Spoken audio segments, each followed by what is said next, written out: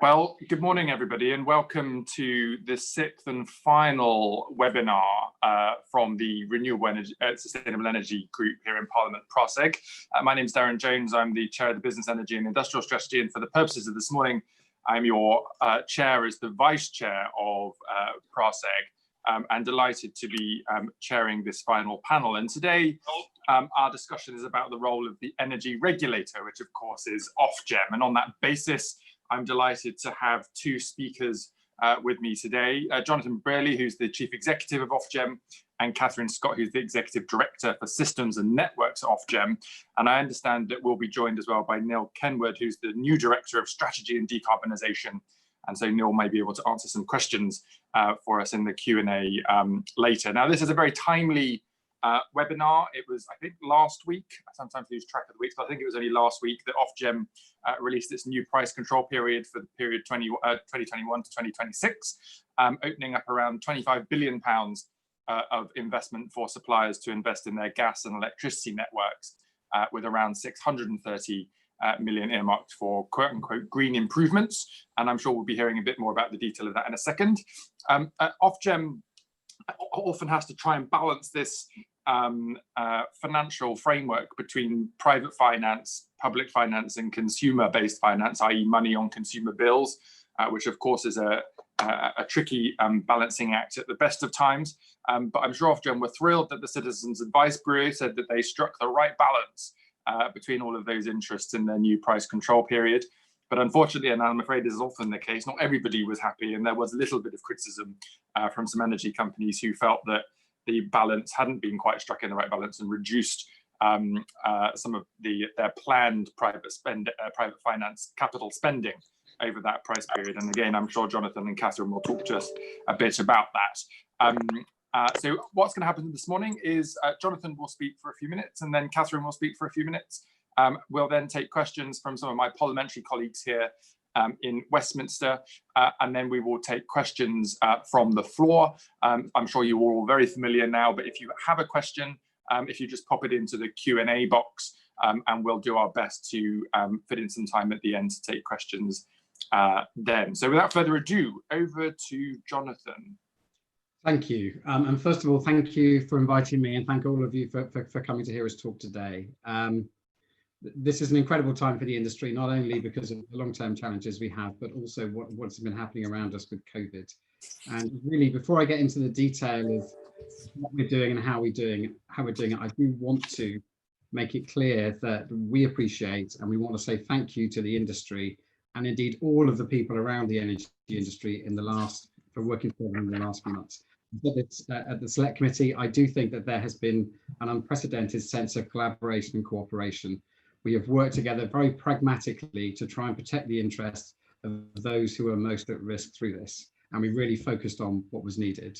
One thing I would say is I would love to build on that atmosphere, and I would love us to take that pragmatism to the next stage of not only COVID and the economic recovery, but also getting to our longer term goals. But I'll talk a little bit about that as we go. What I'm going to talk today about really is about our role in general, and Catherine will pick up on the detail of what we've said in the price controls in particular. Now, everyone who works in energy, in my mind, wants three simple things: making sure customers are protected, both in terms of security of supply and in terms of cost, driving the transition to net zero and to a new low carbon economy, but equally tying that to the need for the economic recovery that we have coming out of COVID.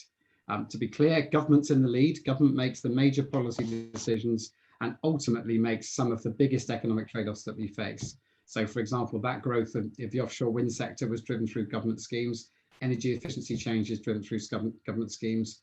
We do administer them, we do run them, some of them, but really the big trade-offs are with them. But our job is to work within that framework, and our job is driven by a statutory duty to protect customers today, but also customers of the future. Now, on the first day I got this job, I released a decarbonisation action plan. That feels like a long time ago. That was February, so before many other things happened. But the statement was really simple. It was to do two things. One, to lay out a set of actions, but two, to make it clear that myself and the board believe that decarbonisation is as fundamental to our objectives as working to make sure we protect customers today. Now, in simple terms, what that means is making sure that the market we have, the retail market in particular, works for customers today, regulating those monopoly networks. And we referred to the price control announcements that we made, but also running those low carbon schemes on behalf of governments. Now, before we get to the long term, just to talk about where we are now, we are coming out of COVID, but the financial implications for households and for businesses are only just starting to be felt. So we are saying very clearly to the industry, although we have moved almost back to the same regulatory framework we had before, they need to be very mindful of their customers who will be in financial distress, both on the business side and on the domestic side. And you may have noticed we came out with a series of protections for customers, both for those on prepayment meters, but also for those in general financial distress. But the other side of this is that we do need to get to net zero, and we do need to drive economic recovery. Now, when you think about the change we need in our economy to get to a low carbon economy, they are massive. You've all seen the figures, I'm sure, elsewhere, but 10 million electric cars by 2030, the transformation of our heating systems, so every gas boiler in our house either needs to take low carbon gas or needs to be replaced with something that's powered by low carbon electricity. Those changes are huge, and we Ofgem accept a great deal of investment will need to be made to make them happen. Now, as mentioned, there's two parts to that. One part is, there's two things I want to say about that. The first is, as mentioned, we announced our price controls last week. This is really the draft of what we're going to finalise later on in the year. And within that, what we basically said was, we accept there is a case for investment, and we announced between 25 and 35 billion pounds or even more into the electricity and gas grids that will make sure they're secure, make sure they're stable, but will also get us to net zero. Now, as mentioned, it wasn't without controversy. There were stakeholders who liked it and stakeholders who didn't. But I do need to be clear, we are asking something back from the industry in return for this investment. And there are two principal things we are asking back. The first is they need to run their system as efficiently and effectively as they can. So the less we put into running the assets today, as long as they are safe, as long as they are secure, the more room we have for investment. And the second thing, and we are unashamedly saying this, less needs to go to shareholders and more needs to go into the investment into that grid. So we are bringing down the rates of return for investors as a whole. Now, one thing we've acknowledged over the last few years, particularly in the light of the NAO report into the current system, is that those returns are too high as they are. And is something that we are fixing through this process. Now, over the course of this price control period, we didn't make a change. And we didn't make a change for the simple reason that we want a stable regulatory regime that says to investors, we will keep our promises. But as we go to the next phase, we want to say, we understand the value of a stable regulatory regime. We understand the value of what is ultimately a set of very clear promised revenues for a business in a time of huge economic turbulence. And we think that is worth a lot. So we think we can drive a hard bargain in getting that investment into the country. Now, the second thing we're doing alongside that is we are working with the industry today. So these price controls come in from April next year. But clearly we need investment in the short term. So we're working closely with the industry to see what investment we can bring forward, not only to build the sort of networks in the next 5 years' time, but also to get boots on the ground and things done now. Now that work is split up into different stages, but we do expect to be saying something on that sort of later in summer or indeed in early September. Now, I would like to say that the networks is a big part of that green economic recovery, but there are other parts of the sector we deal with. And there are very exciting developments in the retail market. I do think as those electric cars come on, as we have different forms of heating, then using our demand in a different way to respond to the flexibility of our generation is extremely important. And there is sort of immense possibilities in the use of data in this sector. I have to say that's probably for a presentation for another day, but we should have that conversation at some point. I just want to summarize by saying, I think that there is a massive opportunity for this industry. We can build on what we've done on COVID, continue and maintain the levels of trust that are growing in this sector, play a big part in economic recovery, and make sure that we build vibrant new energy businesses on the back of it. And that's our ambition as a regulator. So I think at this point, I'll hand over to Catherine, who will talk in a bit more detail. So before I hand over to Catherine, I have a burning question for you, Jonathan, if that's all right. Sure. The debate about the kind of future of the way in which consumers consume their energy, and we've talked about electric vehicles and smart energy tariffs and your washing machine being able to turn on at the best cheapest time and all of that type of stuff. We've been talking about this for a long time, and we know that the kind of technology use cases exist. But it still feels like we're talking about it as a policy proposition, not a reality. How far do you think we are along that journey from kind of testing and proving the case of these technologies through to really scaling them up so they become kind of normal for everyday people in their everyday lives? So look, I mean, in honesty, I remember having conversations like this 5 or 10 years ago where this was all on PowerPoint slides and was incredibly conceptual. And I do think we are further on than that. And there's two reasons for that. I think if you look at particularly some of the new entrants, but not only the new entrants in the retail market, they are developing propositions today for customers around flexible tariffs and around the use of changing energy. And the other thing I think we're all seeing is electric vehicles now becoming a much more affordable proposition when compared to their counterparts. And my expectation is that, as you begin to get, frankly, batteries at home, as you begin to get sort of the integration of vehicles, etc., onto the grid, you're going to see much greater opportunities for this. The one thing I acknowledge, though, and there is work for us to do as a regulator, and probably with government, is the regime that sits underneath that needs to change. There are, right the way through from technical operations. How do we charge people every half hour? That needs to change, and we've got a program to do that. We need smart meters in place, but also the charging regimes we continue to evolve to make sure they can match this sort of ambition. And one last thing I would say is, alongside that, we need to be very thoughtful about our customer base. So this is going to be fantastic for a group of customers. This is going to be a great opportunity, but there will be others that find this market hard to interact with. Let's face it, many find it hard to interact with the market we've got today. So we will be thinking hard about how we make sure people are protected as we go through that transition. The just transition. Very good. Thank you, Jonathan. So Catherine, over to you, please. Thanks, Darren. So as Jonathan said, Ofgem's got an important role in helping the energy sector to meet net zero targets. And two of our biggest levers as a regulator are regulation of network companies through price controls and also our work on system regulation. So I'm going to very briefly outline what we're doing in relation to these two areas. First, on network price controls, as Darren and Jonathan have both noted, Ofgem last week set out our proposal for a 5-year investment programme to build a greener, fairer energy system for Great Britain starting in April next year. And this will unlock billions more in net zero investment for our energy system whilst cutting costs for consumers. So how does our proposed price control support greener networks? As has already been said, we're consulting on allowing network companies to invest £25 billion worth of upfront funding for running the networks. And of that funding, over £3 billion will be related to low carbon projects that companies have proposed to us today. These include plans to connect more renewables to the grid throughout Great Britain.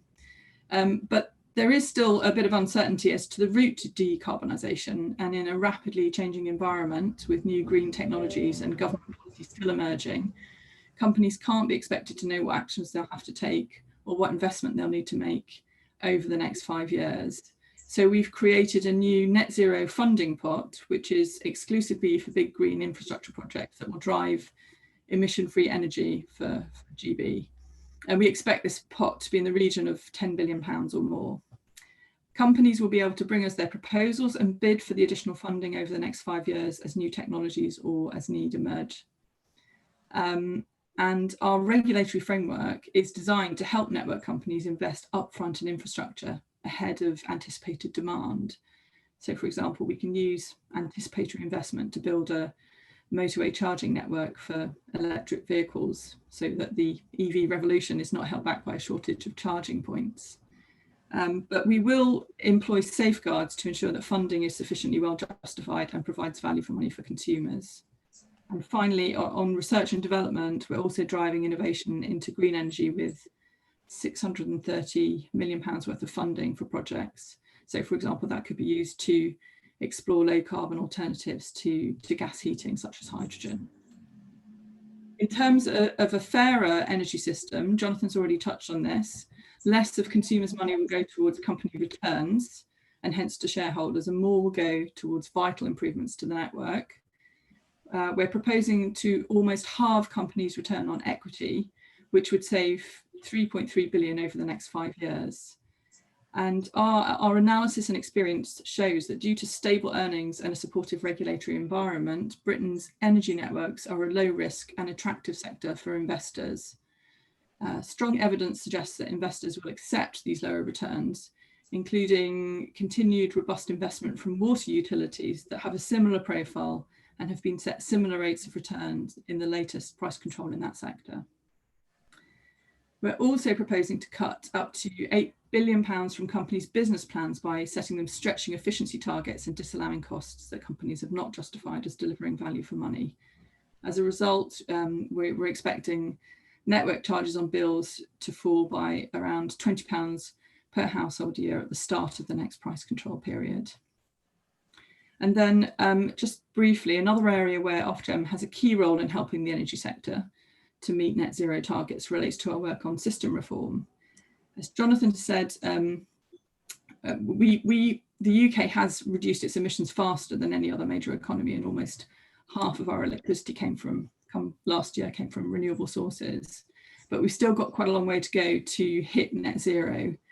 And Ofgem reforms are designed to enable the energy system to adapt to the increasing supply of intermittent renewable generation, new sources of demand like electric vehicles and heat pumps.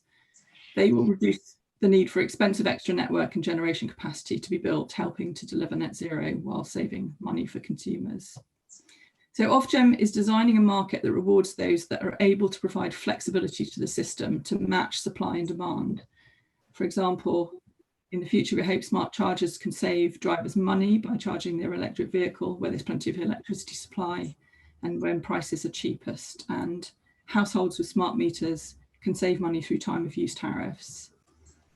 And also through our network access and charging reforms, we're also incentivising smarter, more cost-effective use of the system by those connecting to it, including generators and energy-intensive users. For example, we want renewable generation to connect to the grid where there's spare capacity to avoid having to build expensive extra grid capacity. That enables us to make the best use of vast assets that we've already got available to us without spending more consumers' money. So just in closing, to reiterate, our goal is to build a low carbon energy system which can deliver net zero at the lowest cost to consumers.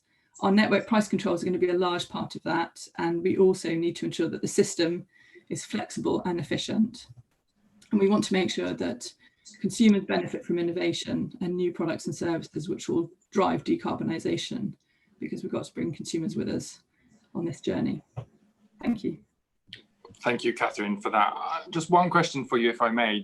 It'd be useful just to unpick in a little more detail the 630 million for the green recovery. And you mentioned there about, scale up or testing of hydrogen, for example. I'm conscious that there's quite a few, there are the technologies which we need to prove and scale up. So we've got carbon capture storage, we've got hydrogen. We don't really know whether hydrogen kind of works in the infrastructure we have for heating our homes or not, and how we're going to generate it and balance all the other kind of aspects. I'm sure there are other technologies as well. And we know that government has released little pots of money for things like carbon capture storage. We know that UKRI has got funding. We know we've potentially got this kind of ARPA funding coming from government on blue sky thinking. And now we've got some money from you as well. And that's all great because we like to have money to spend on these issues. But how will you assess the kind of best possible impact for the 630 mil that you're making available, and how will that be kind of distributed? I'm not sure about the process of handing out the 630 million for innovation, but I know that we're going to try and expand it to not just having it covering network companies, and to have it available more generally. And I think we will need a process for deciding how and indeed whether we should be, whether it should be that sum or whether it should be more. I don't know if Neil wants to say a bit more about that. Well, I was actually going to chip in, Catherine. I think it's worth just reflecting where we are with innovation. We've had innovation in the existing price controls, and we've done lots of economic analysis that says it's been very valuable. But frankly, it's been based on 1,000 flowers blooming, and what it's really done is drive operational efficiency. So it's been testing, robots in pipes, things that make what we do a bit more effective. What we're saying this time with this pot is we would like to be more directional with this funding. We would like to focus it on things that are more strategic for driving the change, and that will absolutely be integrated with wider government plans. So a really simple example in my mind is hydrogen. So we do the networks in effect. We need to make sure the networks can carry hydrogen. We need to make sure that the networks are able to manage under different pressures, and we need to make sure that the system is safe. That work needs to be aligned with the work that BEIS will do on how you create it. So whether you use CCS and how CCS is going to grow if you do, or whether you create incentives for green hydrogen. And equally, BEIS will be thinking about the other end of that, how you put boilers in people's houses that can use it. So the aim is to align this fully with the wider government programme, and to focus it much more on bigger challenges that are going to make a big difference, rather than just making operational changes that are good, but are really just about ordinary kind of efficiency. Yeah, no, that's interesting. Thank you for that. And I'm sure there'll be a lot of demand for the 630 million. So I'm sure when you produce the guidelines on how that's going to be I'm sure it'll be of interest. Now, I wonder if I could just bring you in before I open it up to colleagues. The panel would have heard this morning that you've just been appointed to Ofgem. So congratulations on your new job as Director of Strategy and Decarbonisation.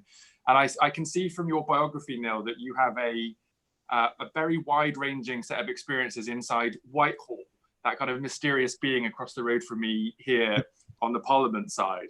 And there's a lot of optimism at the moment about the government's intentions for the green recovery. The energy white paper finally coming in autumn, the autumn spending review, the Treasury green finance review, the national infrastructure statement, and so on and so forth, all kind of gearing up for the autumn winter process, and then great hopes for COP26. I wonder from your perspective, and I hope you agree, because otherwise I'll be quite depressed, whether our optimism is well founded and whether we've kind of got all of the policy pieces all coming together now for us to really kind of drive momentum on this green recovery. Yeah, so I was in Treasury immediately before this, in the run-up to COVID, and in fact started this job during the COVID lockdown, and there was a lot of stuff gearing up, absolutely. So all the things you've mentioned, absolutely were in the pipeline. There was a lot of energy on the back of last year's net zero legislation. That obviously set a really high bar, and sort of got the machine moving. And I think that was going well. But of course, COVID has caused a slight distraction inevitably. But as you are probably observing as well, it does look like the government is really keen to take advantage, in fact, of COVID and make sure that we have a green recovery. And as Jonathan said, we're really keen in Ofgem to be supporting that and to be doing our bit to ensure that this is a recovery that helps that transition to net zero. Great. Well, I probably shouldn't be so positive as a select committee chair, but we'll have to wait and see while things are delivered, and then hopefully we're in the right place. I'm just going to hand over now to my colleague from the House of Lords, Lord Oates. I don't know if you want to come in at this stage, Lord Oates, with questions or comments or observations that you might have. Thanks very much, Darren. Yes, I just wanted to go back to the issue about the striking the balance between low prices and investment in decarbonisation. And obviously, we all want, particularly at this time when people are under a lot of pressure, for prices to be as low as they can be for consumers. But I just wondered whether you said that, Catherine, I think, said that the new structure was going to halve the return on equity for these companies over 5 years, I think that was. But that the thought was the investment would continue to come because of stability of the sort of utility industry, and the example of the water industry was given. I just wondered, obviously there is quite a difference between the energy sector and the water industry, in the sense that I think the energy sector is much more politically front and centre, and therefore might there not be considerable more concern that this isn't a change that will maintain stability, but maybe a change that simply presages more change? And I just wondered if you could just comment on whether that has been taken into account in approaching this this new pricing and investment structure.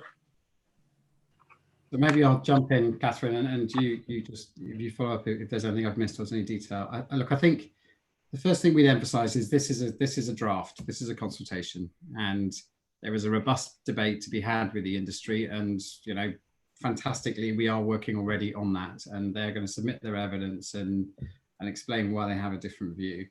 Second thing I would say is, naturally at this time, customers and shareholders' interests are not always aligned when you are trying to set a price of this. And what we are trying to do is to see through that to get that balance right. There's kind of two ways we go about this. The first is kind of in-depth financial analysis that look in a lot of kind of technical detail to the risks, the financial risks the companies are carrying. And that informs a set of calculations that gets you to a range, a draft range on rates of return. But equally, we have benchmarked quite closely history in this sector, and we have benchmarked what has changed in the past. And one thing I think Ofgem has is a very strong record in maintaining financial stability. So yes, there's a lot of political debate, but when you look at what the outturn is for the companies, there really hasn't been change from what has been promised. Even when we had in our current regime relatively high rates of return, we did have a conversation with the industry who did give some money back voluntarily, but there has been no change from the regulator. And I think that is incredibly valuable. The other thing we do is we also look at other parts of this energy system. So there are certain parts of this system that we compete out. So we just say to investors, you tell us what you invest for. And those benchmarks are what inform us getting the balance right. Now, I do want to sort of finish where I started, though. We are talking to the companies. They are going to be submitting more evidence, and we are going to listen to that. Could I just follow up, Darren? Would that be Please. okay? Yeah. Yeah, I just wondered, in this context, what do you think is needed from government to help ensure that alongside what you're doing, stability is maintained, and that people understand the kind of expectations there are in terms of investment, etc., but also... So I think, in a sense, this is where you have the value of independent regulation. And prior to coming into Ofgem, I worked in a number of different countries and I saw a number of different regimes. And I do think the value we have here is that there is obviously going to be a political debate about energy at all times. Even frankly, going back 10 or 15 years ago, there were vociferous debates about energy for different reasons. But if we can maintain a stable regime, an independent regulator that is trusted at the heart of that, then that does give investors reassurance. The other thing, though, and I am optimistic we will get this, is to fill in the detail on that direction on net zero, because a lot of what we are doing with the networks is to enable other things like CCS, like nuclear, like more offshore wind, like more solar to come through. So the more confidence investors get that that change is happening, then the more sense they will get that this investment is indeed something that will be needed and something that is stable. And what we're trying to do with this regime really is to say, we'll flex it as things change. So Darren mentioned earlier the innovation pot of 600 million. We're not fixing that. We're saying that's our indicative amount. If we need more, then we will put more in the system. And the last thing I would say is really about the public debate and public confidence. And I don't think it's sort of controversial to say that over the last 10 years, on all sides, there are things we have done which have meant that public confidence in the regime itself has certainly been something that's been discussed in a different way, perhaps, than it was before.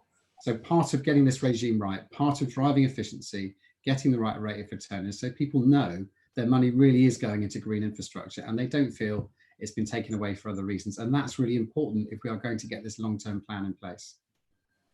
And just final, very quick question from me, if I may. You mentioned that your international experience. I just wondered if you could give us some indication of how the approach that Ofgem has taken it compares with the approach in other international regulators in different countries to keep prices down and investment up in decarbonisation. So I think when you look at the number we produced, the 3.95 in essence, what we also need to bear in mind is that companies generally outperform that. So if you look at the current price control, They were offered between 6.5 and 7. They've ended up at around most of them have ended up around the range of 8 to 11 in total. So we expect companies to do better than this baseline. This baseline is in effect what they build off of. So when we compare those two things, then we do think that this regime can provide comparable rates of return to other regulatory regimes.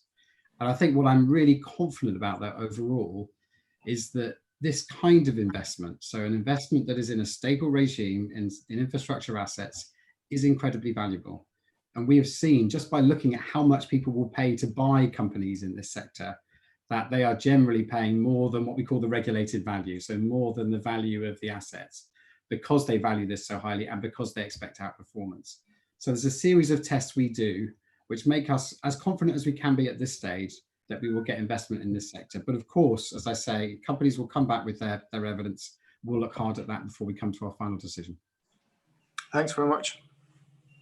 Thanks so much, Lourdes, for your question. Now, I'm just going to go and take a few questions from the Q&A box. We've got quite a lot and some quite good ones, including some with acronyms I don't know what they stand for, so I'm hoping you guys will know.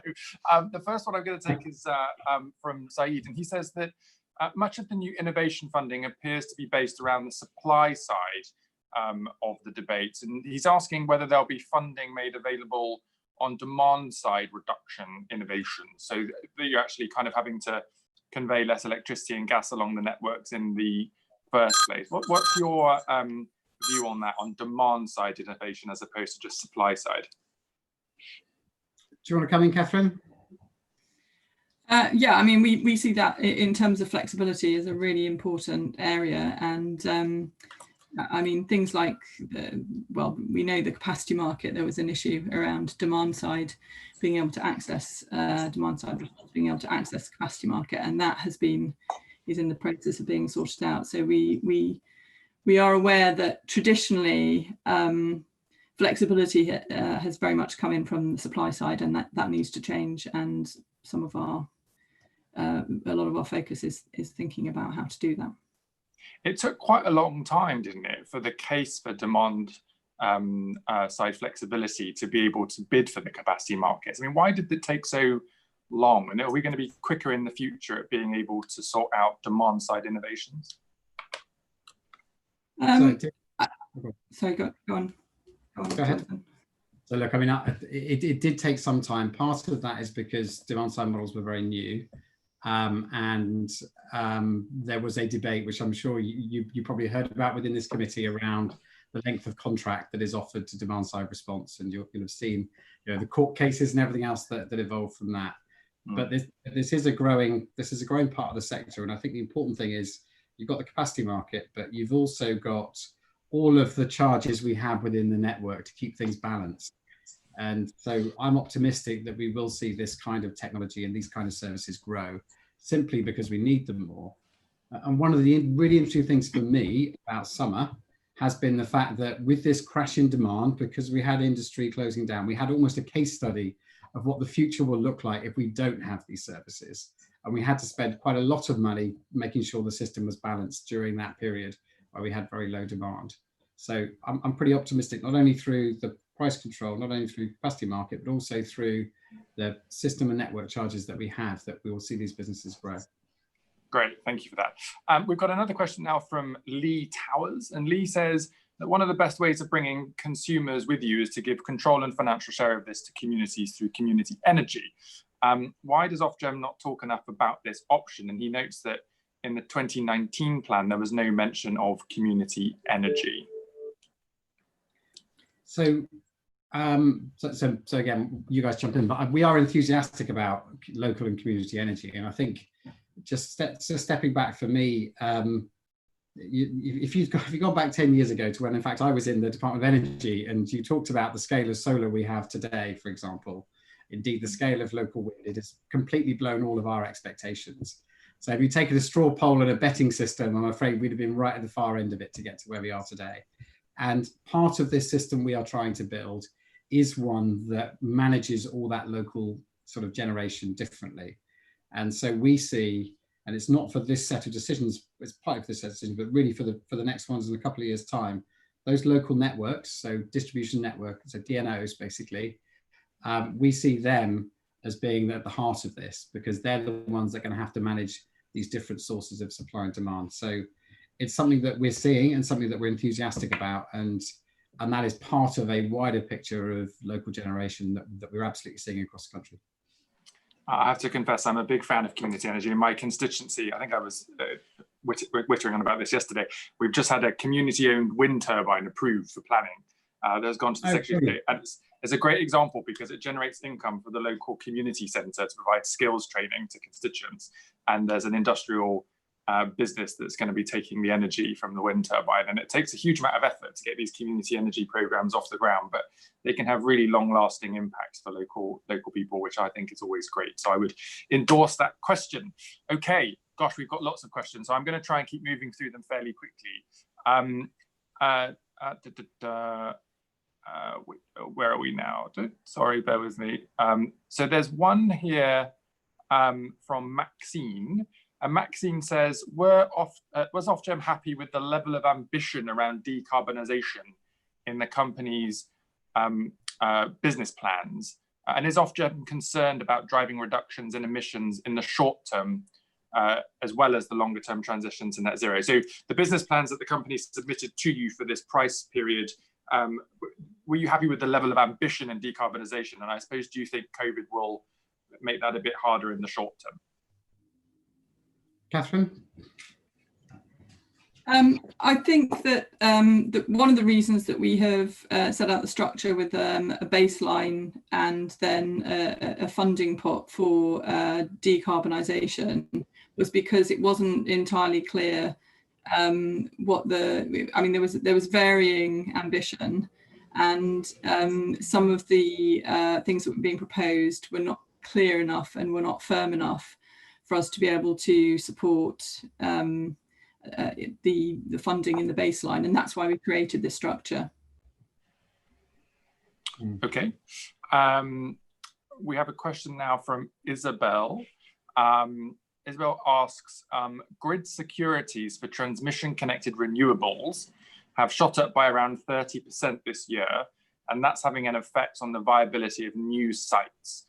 Is there any plan to standardize the ways in which DNOs, distribution network operators, collect grid securities? Gosh, this is a technical question. Many of them are requesting cash payments or AAA credit ratings, despite the small size of many renewable generation developers. So I'm very pleased that one of you will be answering that and not me, but I'll let you decide who. I think the answer is that that's quite a technical question. Sorry, Jonathan, were you going to answer it? Go ahead. I think it's quite a technical question, but I'm wondering whether that's something that we are or could just think about in our access work, because it seems to be related to access. Okay, all right. There was two questions which I'm going to try and lump together. I've lost them all now. There we are. Okay, very good. Which was about what consumers think about all of this. You know, you guys make decisions that affect consumer bills. We've set a legislative target here in Westminster to reach net zero.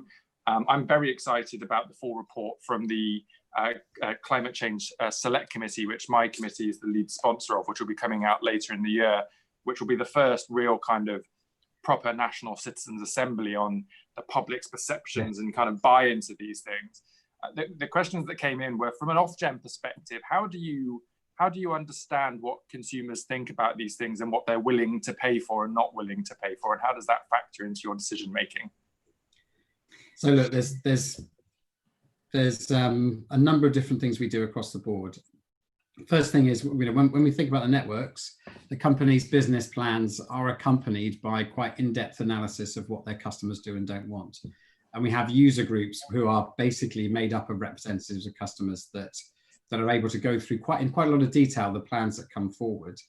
But alongside that, we carry out our own consumer research within Ofgem in general, and each of us does spend a great deal of time with different customer groups. And in fact, you know, given the COVID crisis, we have had to change the way in which we do that. So for example, I'm going this afternoon to virtually see a project in Warm Wales, which is basically about sort of fuel poverty in Wales, which is obviously going to be done sort of through something like this. So we're having to find different ways to do it. But I found personally, and I know my chairman has found the same, there's a lot of analytical research you can do on this, but you need to keep connected to different groups and the different ways in which people work. And so in a sense, that's how we find out in general how these things happen. Okay. I would add that, the consumer panels that I've been to, just sitting and talking to consumers about different views on things, have been incredibly invaluable. I mean, behavioural change is, consumer behavioural change is vital to the energy transition under virtually every scenario for getting us to net zero, and understanding and then being able to reform, revise and sell to consumers about why they can really benefit from this is absolutely vital and part of our role. Thanks for that. We've got another theme of question coming in, which is about the role of local authorities as delivery partners. Someone has said here that in the thousands of pages of the draft determination, which rather implies they've read them, which hats off to you, there's virtually no reference to local authorities. And so what's your view about the role that local authorities play at the moment, but also interestingly, what they could play in the future to ensure that at the kind of local level, we're getting, as effective rollout of these issues as possible? So again, as the business plans are formed, there are representatives from the local area, and indeed there is expected to be interaction with local authorities. So if you look at particularly some plans that are connected to cities, they generally have quite heavily involved the city authority there. I think this is again going to become really to the fore when we think about those local electricity networks in 2 years' time. And we're going to have to work very closely with example for mayors who have their own net zero ambitions. So, they want to do net zero, some of them in shorter order. And so really, we're going to have to work very closely with local areas, not only to understand the ambition in macro, but to think about what that means in terms of the type of system that will be built. So we are reaching out, for example, to all the cities to have conversations about their ambitions to make sure we understand them when we come to our final determinations. Do you think that local authorities could be given more responsibility than they currently have, or do you think the balance is right at the moment? I think that what you really do need, you absolutely do need, is local leadership around this. I don't know about the technical roles and responsibilities, and that's probably for government to decide based on other things they might do. But where I think you see something really effective is when you see local leaders setting out a vision for their area, which then the energy companies can kind of dock into and support. And things like we've seen in Glasgow, we've seen early projects on electric vehicles, for example. So I've seen ambition in London, in Manchester. So there are places where people are being quite clear about what might happen, and that does give, I think, a more vibrant conversation. Great. And as a Bristol MP, I'll just give Bristol a shout out as well. Now, again, I've still got... Yeah, exactly. I've got lots of questions for you. This is turning into a harder roasting than you get before my committee, given the speed at which questions are coming in. So I've got a question from Kirsty, and Kirsty says, as the Brexit deadline approaches, what is your expectation about the role of the new interconnectors, and will the UK still be in a single energy market? Yeah, so we think there's a very important role for new interconnection. We've got our own programme which we're still working through to increase interconnection to, well, somewhere around 15 to 18 gigawatts, and we are considering what's next after that in terms of new interconnection, how much more new interconnection we need. It's an important part of the flexibility story. I mean, whether we're in the single market or not is really a matter for the government negotiations. But there are lots of exciting things that, on the horizon around hybrid interconnectors as well, where interconnectors that connect to offshore wind farms. So it is a really important area. The only thing I'd add is we have worked really closely with existing interconnectors to make sure they can still trade through any Brexit scenario, and we'll continue to do that to make sure we're ready. Yeah. Okay, well, that's reassuring. Good. I've got a question now from Guy with one of these acronyms that I'm afraid I don't know what it stands for. I'm always happy to admit that, because I think we all need to be happy to admit that sometimes. And Guy says, is Ofgem supportive of NGESO's target to be able to operate the system without fossil fuels in 2025, or is that target too late? I don't know what NGESO That's is. the ESO, that's the system operator. I'll hand over to Nick. He'll explain it. Yeah, Neil can explain. Shall I take this? Yeah, so NGESO is a National Grid Energy System Operator, and the National Grid has said it wants to be in a position to run a power sector without any fossil fuels by 2025. So it's a valid question. Can they go quicker than this? And of course, I think we all would like it to happen as quickly as possible. And as Jonathan mentioned, the low demand we saw during COVID gave us a glimpse of actually that future where where we could end up paying quite a lot to balance the system. So we really need to get investment going in flexibility. But I would say quite how difficult it is to run a system without fossil fuels that's been used to running on fossil fuels and designed around fossil fuels for decades. Because there's technical things like inertia that need to be in the system that fossil fuel turbines are very good at providing. Renewables are not at the moment. They're good at providing that. So I think it's absolutely right that we need to take the time and give National Grid the time to get this right. If they can go quicker, great. But the worst thing I think to happen would be if they rushed and we tried to turn off all the fossil fuels too early and actually ended up with power cuts and things like that. That would not be good for public faith in the net zero transition. Thank you for that. And I'll have to remind myself of all of the different National Grid acronyms in advance of our work on the energy white paper after the summer recess. That's my homework sorted for the summer. I've got a few more questions here. So Cam has asked a question saying that you mentioned that the price controls are designed to support anticipatory investment in necessary infrastructure. Can you speak more to how these price controls are setting up ED2, that's another one, for success in delivering increased embedded generation and increasing grid capacity? Who wants that one? Well, I kick off, then I'll hand over to Catherine. So, by the way, it wouldn't be energy if we didn't have 7 million acronyms. So,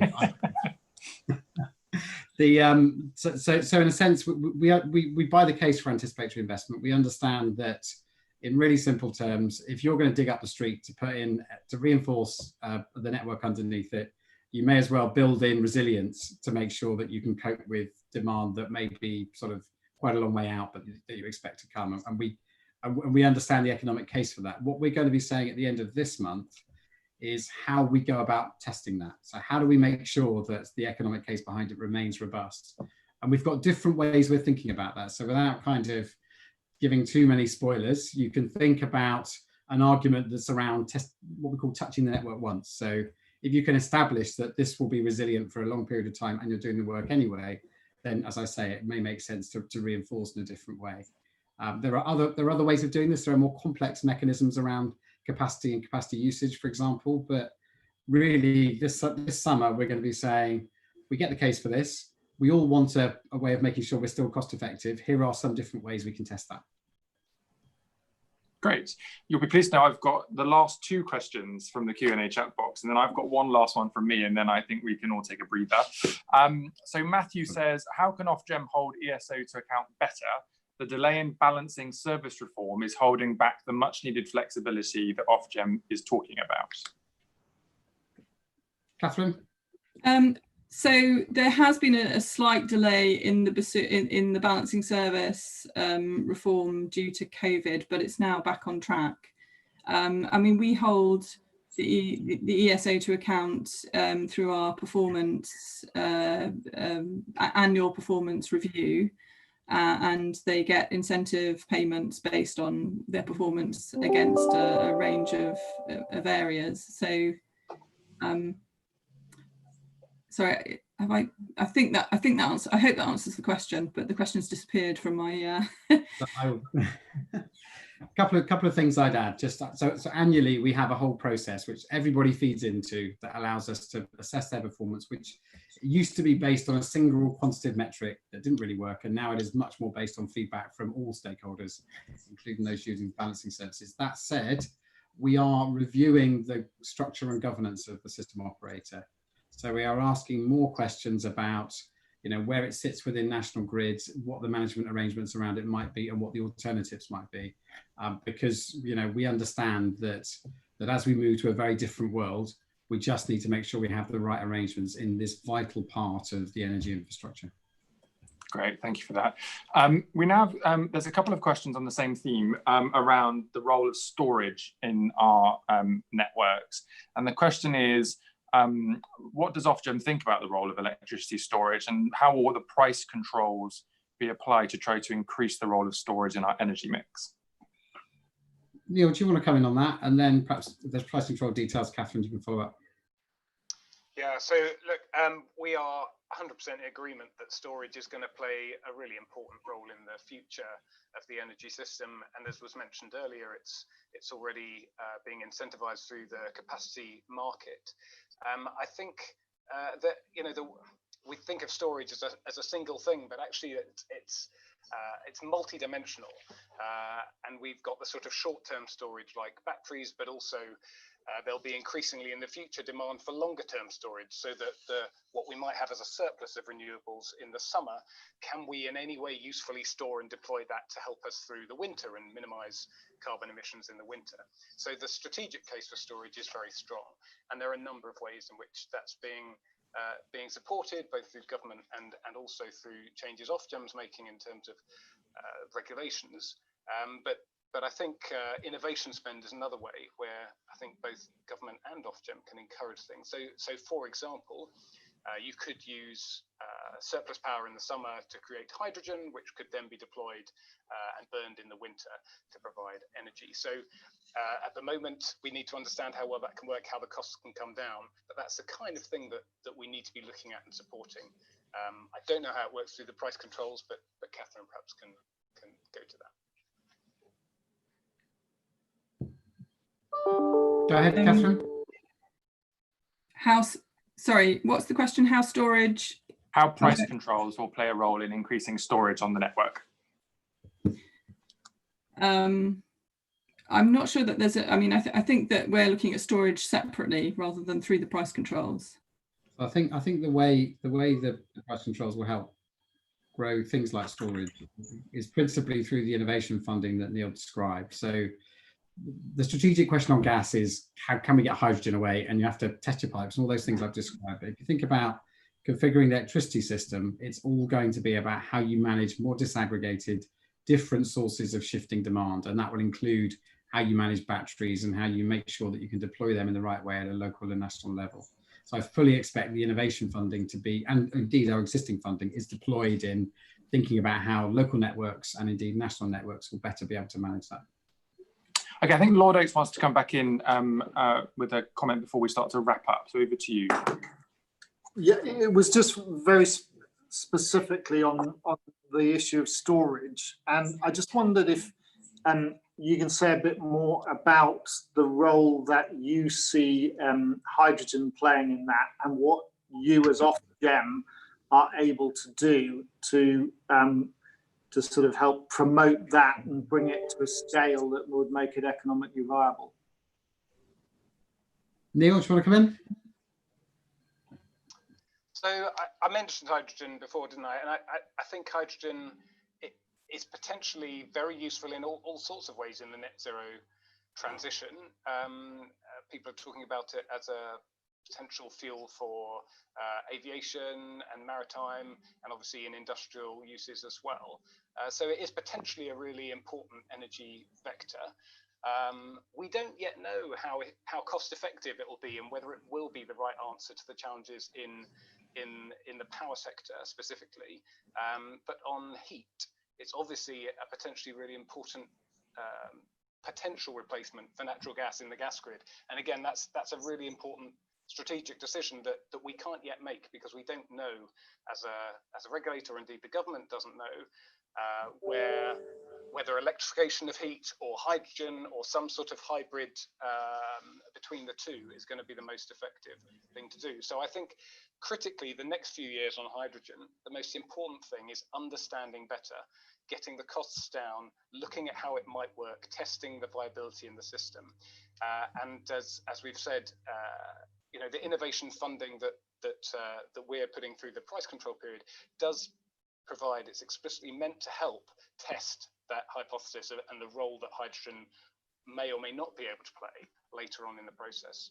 But potentially, at least, do you see it as potentially an effective chemical store of power? I mean, you know, you've talked about batteries, etc. It is at least potentially that. And isn't a lot of the issue about whether it's economically viable is whether you can get it to scale? You know, we had all these arguments back about a wind, you know, years and years ago. So it's how we can ensure a framework that actually allows the potential to be realised. And I would have thought that potentially, as a form of storage, it's also could be quite useful in your networks, because presumably it can be turned on very quickly. So, look, I mean, just to give a very quick perspective, I think hydrogen has the advantage as a storage, as potential storage, that it can be long term. So the issue you have with batteries is, you know, trying to get those to manage your seasonal change from winter to summer is going to be very challenging. And in fact, it just simply doesn't last long enough. So there is potential there. In terms of what we do, though, so government is as I mentioned, you know, it is government who will provide the incentives to scale hydrogen in terms of its production. And it's right that it sits with them, because there are some massive sort of economic and environmental trade-offs that ministers will want to make. Our job is to make sure the networks are ready to carry it. And I think what Neil was alluding to, which is right, is, you know, what we're prepared to do, and what we're excited about doing, is making sure the innovation within the network space means that as we produce it, we understand how we'll carry it from where it's produced to where it's needed. Thanks for that. With 3 minutes left to go, there's a great question that's come in about whether any kind of net zero strategy from the government will need you to reopen your current price control period. Is that a thing that could happen, or is that a thing that can't happen? Well, in a sense, we designed this so it can happen. So it's in the mechanics of the way this runs. So that net zero reopener that Catherine described, which is quite a technical term, is basically saying we want to flex this according to the ambition that's out there and according to what happens in the market around us. So if government does make a change, and hydrogen is a great example where if a strategic decision were made, we have the mechanics built in to make sure we can adjust to that. Great. And very, very, very lastly, there's a lot of debates at the moment around the kind of consumer law enforcement and redress associated with the energy efficiency vouchers that are going to be rolling out from September. I don't think Ofgem currently has the statutory obligation to enforce consumer law for energy efficiency services. If government had to give it to somebody, would it be you or would it be somebody else? So it depends on which kind of consumer protection it is. What we do now is we run a lot of the energy efficiency schemes for governments, and part of that is auditing and checking what has happened and make sure that it's happened to a degree. And we do have customer protection responsibilities around that. I think until we see the details of the scheme, it's hard to know whether it would be us or whether it be trading standards, for example. It really depends how the scheme rolls out. But we do have experience in this and experience in auditing if they need us to do it. Okay, understood. I think trading standards will probably need a few more people working for them to meet the demand. But look, we have a minute left to go before we finish. So look, thank you so much for your time this morning, Jonathan, Neil, and Catherine. Thank you to Lord Oates from the House of Lords for joining me on the table, and to all of the great questions from our panelists. I hope this has been a classic example of why PRASEG is a great APPG and a great way to engage on these issues in Parliament. And I very much hope that we will be able to see you back with us again after the summer recess now, as we see all of these great policies and decisions and spending announcements coming out of Whitehall into the autumn. So thank you so much. Thank you to Theo again for organising everything with PRASEG, and that's a goodbye from